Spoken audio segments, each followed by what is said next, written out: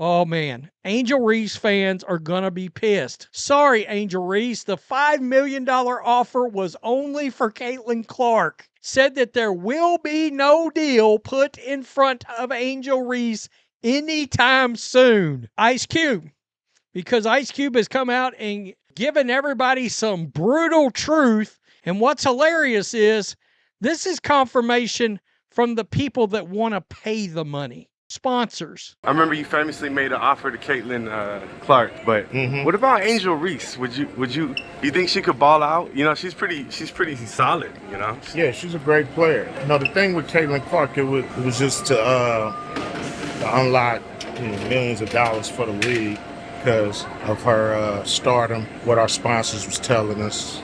Right. They didn't tell us the same thing about Angel Reese. So Angel Reese was supposed to be untouchable. The Bayou Barbie with million-dollar deals, the face of a new WNBA generation, the marketing machine that everyone wanted a piece of. But something's happening behind those glossy campaigns and social media posts. The foundation is starting to shake, and the cracks are showing in ways that make corporate boardrooms maybe an very, adjusted very amount. nervous. This isn't about a bad we can make that same offer. This is about a fundamental shift in how the business world sees it's all Angel smart Reese. moves. I see you. And it's happening faster than anyone expected. This is the new While season. she's been busy crafting the perfect Instagram post, the real power players have been running numbers, and those numbers are telling a story that her brand can't afford to ignore. There was a time when Angel Reese could do no wrong in the eyes of sponsors. Fresh off that championship run at LSU, she had everything they craved. Personality, controversy, and most importantly, getting a little testy. I saw some of those the guys Reebok deal came with fanfare, Walters, do you think he could shock, and change Allen Iverson Lakers, rolling out the red carpet page like like she he was did the with second the coming Dodgers? of basketball royalty. McDonald's made her their first female athlete with a signature meal deal, breaking barriers and making headlines. Amazon, Coach, PlayStation, even Goldman Sachs wanted a piece of the Angel Reese magic. She wasn't just a player, she was a brand, a movement, a cultural moment wrapped in confidence and backed by serious money. The endorsement list kept growing, and everyone assumed this was just the beginning of something massive. Then came the moment that changed everything. Ice Cube, sitting across from reporters, delivered the kind of reality check that makes PR teams panic. When asked why his Big Three league offered Caitlin Clark $5 million and not Angel Reese, his response was surgical in its simplicity. The sponsors weren't interested. What about Angel Reese? Would you? Yeah, she's a great player. No, the thing with Caitlin Clark, it was just to unlock millions of dollars for the league because what our sponsors was telling us. Right. They didn't tell us the same thing about Angel Reese. So no sugarcoating, no diplomatic dance around the issue, just cold, hard business logic. Ice Cube wasn't trying to be cruel. He was being honest about something. Everyone in the industry already knew, but nobody wanted to say out loud. The engagement wasn't translating to revenue. The social media buzz wasn't moving the needle where it mattered most. Ticket sales, viewership, and actual return on investment. That single interview sent shockwaves through marketing departments across the country. He explained he's got no issues with the Chicago Sky Forward. It's just the dollars and cents wouldn't line up. Ice Cube told us sponsors assured him Clark, coming to his organization, would rake in cash hand over fist. But, quote, they didn't tell us the same thing about Angel Reese. Forcing executives to take a harder look at their Angel Reese strategies. While Angel was dealing with the fallout from Ice Cube's comments, something remarkable was happening in her own backyard. Caitlin Clark rolled into Chicago, injured and not even playing, and proceeded to turn the city into her personal fan convention. Thousands of people lined the streets, not for a game, not for a championship celebration, but just to catch a glimpse of Clark signing autographs. The images were undeniable.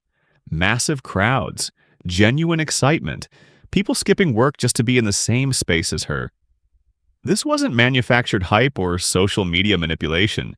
This was organic, authentic fan engagement, the kind that makes sponsors write bigger checks. Chicago was supposed to be Angel's territory, her home court advantage, but Clark had somehow claimed it without even stepping on the court. The optics were devastating for anyone trying to argue that Angel could match Clark's drawing power. The data tells a story that's impossible to spin. Caitlin Clark's jersey sales are dominating charts, not just leading them, but creating a gap so wide it looks like different leagues. Games featuring Clark are selling out arenas regardless of location, creating a traveling circus of packed venues and record-breaking attendance figures. Television ratings spike dramatically whenever she plays, sometimes doubling or tripling the league average. Meanwhile, Angel's homecoming game at LSU against Brazil couldn't even fill half the arena. I'm not sure anything's been more evidence to what we've been saying. I mean, outside of the fact you can't even get half the amount of people inside a LSU arena. A stark reminder that name recognition doesn't always translate to butts and seats. The metrics that matter to sponsors, engagement rates, conversion numbers, merchandise sales, all point in the same direction. Clark isn't just ahead. She's operating in a completely different stratosphere of influence and market impact. Here's where Angel Reese's story takes a troubling turn. She can't seem to escape Caitlin Clark's shadow, and more problematically, she doesn't seem to want to. Every interview, every social media post, every public appearance somehow circles back to Clark, creating a narrative where Angel only exists in relation to her supposed rival. This isn't just bad optics, it's bad business. Brands don't want to invest in someone who defines themselves primarily through opposition to someone else. They want authentic personalities who can stand alone, who bring their own unique value to the table. Angel has championship credentials, undeniable skill, and genuine charisma, but she keeps framing herself as the anti-Caitlin instead of simply being Angel. The more she does this, the more she reinforces the idea that Clark is the main character, and she's just playing a supporting role in someone else's story. Behind closed doors, the conversations are getting uncomfortable for Team Angel Reese. Marketing campaigns that were once fast-tracked are being put on hold for strategic review. Budget meetings that should have been formalities are turning into lengthy discussions about return on investment and target demographics. Some deals that looked locked up are suddenly being restructured or quietly shelved.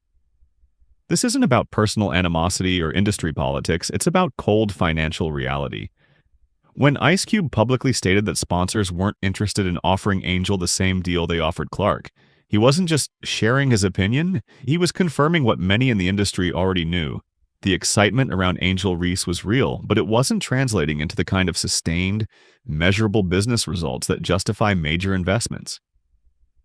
Companies that were once eager to associate their brands with her energy are now taking a more cautious approach.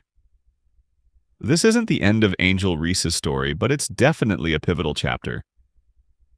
She stands at a crossroads where she can either reinvent herself as a standalone star or continue down a path that increasingly looks like a dead end.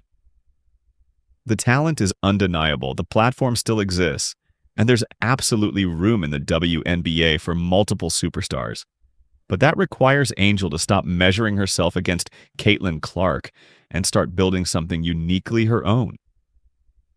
The McDonald's deal proves she still has serious commercial appeal, but it also might be one of her last chances to prove she can deliver results that match the investment. Meanwhile, Clark continues to rewrite the playbook for what's possible in women's basketball marketing, setting standards that feel almost unfair in their dominance. The question isn't whether Angel can compete with Clark. That's the wrong game entirely.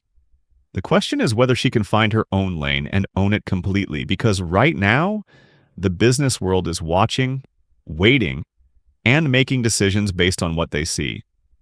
And what they're seeing is a talented player who's somehow made herself secondary in her own brand story.